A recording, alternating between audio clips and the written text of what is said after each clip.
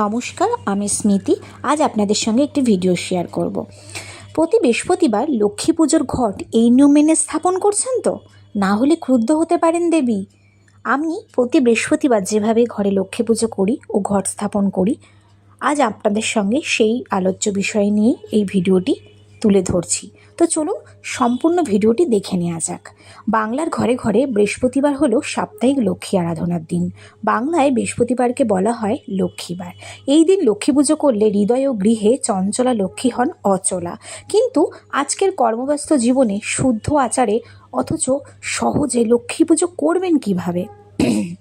লক্ষ্মী পুজো বৃহস্পতিবার মাত্রই করা যায়। তার জন্য তিথি নক্ষত্রের বিচার করতে হয় না। লক্ষ্মী পুজো সাধারণত সন্ধ্যাবেলা করে, তবে অনেকে সকালেও করে থাকেন। আমি কিন্তু সকালেই লক্ষ্মী পুজো করে থাকি। সকালে করলে কিন্তু সকাল 9টার মধ্যে করে নেওয়াই ভালো। পুজোর পর ব্রতকথা পাঠ করতে হয়। লক্ষ্মী পূজা প্রতি মাস সরা বা লক্ষ্মীর ঝাঁপিতে হয়ে থাকে। পুজোর পূর্বে পূজাস্থান পরিষ্কার করে নিয়ে ধূপ দ্বীপ জ্বালিয়ে দেবেন। পূজার স্থানে লক্ষ্মীর পা সহ আলপনা আঁকবেন। ঘটের পাশে একটি লক্ষ্মীর পাও আঁকতে পারেন। আমি কিন্তু লক্ষ্মী পুজোর সময় একমাত্র আলপনা দিয়ে থাকি, আর ঘটের পাশেও পা কিন্তু আমি সেই সময়তেই আঁকি। তাছাড়া প্রতি বৃহস্পতিবার যখন আমি ঘরে লক্ষ্মী পুজো করি তখন সেভাবে আমার আলপনা দেওয়া হয় না। আপনারা চাইলে দিতেই পারেন। পুজোর সময় অন্যমনস্ক একদম হবেন না, লোকের সঙ্গে কথাও বলবেন না। মনটাকে কিন্তু একদম লক্ষ্মীতে স্থির রাখবেন। প্রথমে মাথায় একটু গঙ্গা জল নিয়ে নারায়ণকে স্মরণ করে নিন। পুজোর আগে মাথায় জল নিয়ে দেহ ও নারায়ণকে স্মরণ করে মন শুদ্ধ করে নেবেন। তারপর সূর্যের উদ্দেশ্যে একটু জল দিন। যে কোনো পুজোর আগে আমাদের প্রাণ শক্তির উৎস সূর্যকে জল দেওয়াই নিয়ম। তাই জল দেওয়ার জন্য ঠাকুরের সিংহাসনে একটি তামার পাত্র রাখবেন। এরপর লক্ষ্মীর সামনে সামান্য ধান ও 1 চিমটি মাটি ছড়িয়ে দিয়ে তার উপর জল ভরা ঘট স্থাপন করবেন। ঘটের গায়ে সিঁদুর দিয়ে মঙ্গল চিহ্ন এঁকে নিতে কিন্তু একদম ভুলবেন না। ঘটে একটি আমপল্লব, যাতে বেজোড় সংখ্যার আমপল্লব থাকে, 5টাও হতে পারে 7টাও হতে পারে, ও তার উপর একটি কলা ও হর্তকি দিয়ে তার উপরে একটি ফুল দেবেন। হ্যাঁ, অবশ্যই কিন্তু আমের পল্লবে 5টা আমের পল্লব হলে 5টা সিঁদুরের ফোঁটা দিয়ে দেবেন। তারপরে আপনি কলাটা যেটা দিচ্ছেন সেই কলাও দিতে পারেন, ডাবও দিতে পারেন। কলা দিলে তাতেও আপনি 5টা কি 3টে সিঁদুরের ফোঁটা দেবেন। আর যে পান পাতাটা দেবেন, পান সুপারি যদি আপনাদের নিয়ম থাকে, আমাদের যেমন নিয়ম আছে, তো পান সুপারিতে অবশ্যই পানের মধ্যে কিন্তু সেম 3টে কি 5টা সিঁদুরের ফোঁটা দিয়ে দেবেন। তারপরে মা লক্ষ্মীকে সিঁদুর পরাবেন। মা লক্ষ্মীকে হাতের আয়স্ত শাঁখাপলাও সিঁদুর দেবেন, দিয়ে প্রণাম করবেন। আর সেই সিঁদুরটাই কিন্তু আপনিও আপনার সিঁথিতে আর হাতের শাঁখাপলায় আপনি ছুঁয়ে নেবেন। এরপর ইচ্ছা করলে ঘটে ও লক্ষ্মীকে একটি মালাও পরাতে পারেন। আমি কিন্তু ঘটে মালা পরাই না, আমি মা লক্ষ্মীর গলাতেই প্রতি বৃহস্পতিবার একটা করে মালা পরাই। এবার লক্ষ্মীকে ধ্যান করবেন।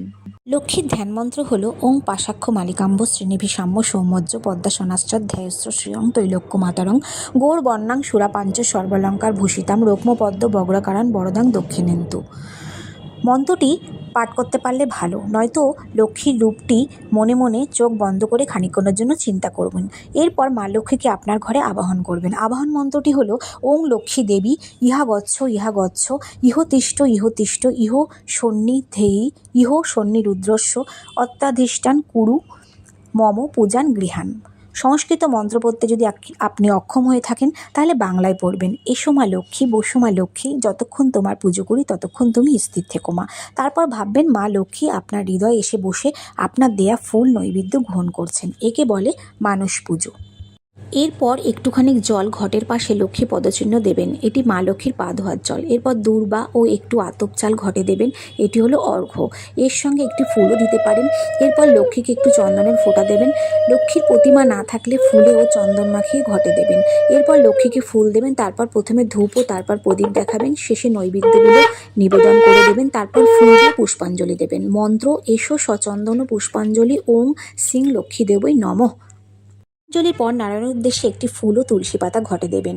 তারপর ইন্দ্র ও কুবেরের নামে 2টি ফুলও ঘটে দেবেন। মা লক্ষ্মীর প্যাঁচাকেও একটি ফুল দেবেন। ঘটে আপনি 5টি দূর্বা দেবেন। আপনি যদি দীক্ষিত হন তবে এরপর আপনার গুরুমন্ত্র যথাশক্তি জপ করে মা লক্ষ্মীর বাঁ হাতের উদ্দেশ্যে জপ সমর্পণ করবেন। শেষে নিম্নোক্ত মন্ত্রে প্রণাম করবেন। ওং বিশ্বর উপস্য ভাজ্যশ্রী পদ্মে পদ্মালয় শুভে সর্বত্র পাহি মাং দেবী মহালক্ষ্মী নমস্তুতে। তারপর ভক্তি ভরে মাকে প্রণাম করবেন। এরপর ব্রতকথা পাঠ করবেন বা শুনবেন। ব্রতকথা যখন পাঠ করা হয়ে যাবে তখন আপনি ধূপ আর প্রদীপ দেখিয়ে মাকে প্রণাম করবেন আর শঙ্খ আর উলুধ্বনি দেবেন। তারপর আপনি গোলাপ জল আর অগরুর তেল ভালো করে সারা ঘরে ছিটিয়ে মায়ের সামনে ছেটাবেন। এটি মার খুব পছন্দের। আর প্রতি বৃহস্পতিবার আপনি যখন প্রদীপ ধরাবেন তখন একটু কর্পূর দেবেন। কর্পূরের গন্ধ মার খুব পছন্দ, এতে মা খুব প্রসন্ন হয়। ভক্তি ভরে মাকে প্রণাম করে আপনার মনের বাসনা জানিয়ে পুজো সমাপ্ত করবেন। আজ আমি ভীষণ খুশি, বর্মশাই বাজার থেকে আম নিয়ে এসেছিল আর আমি যে কোনো প্রথম ফল বাড়িতে আনলে আগে ভগবানকে নিবেদন করি, তারপর আমরা খাই। আপনারাও কিন্তু এই কাজটি অবশ্যই করবেন। আর ভিডিওটি কেমন লাগলো অবশ্যই লাইক আর কমেন্টসের মাধ্যমে জানাবেন। আর আমার চ্যানেলটিকে সাবস্ক্রাইব করবেন। আর খুব ভালো থাকবেন। ভগবান আপনাদের সকলের মঙ্গল করুন। পরিবারকে নিয়ে খুব আনন্দে কাটাবেন। খুব ভালো থাকবেন। টাটা।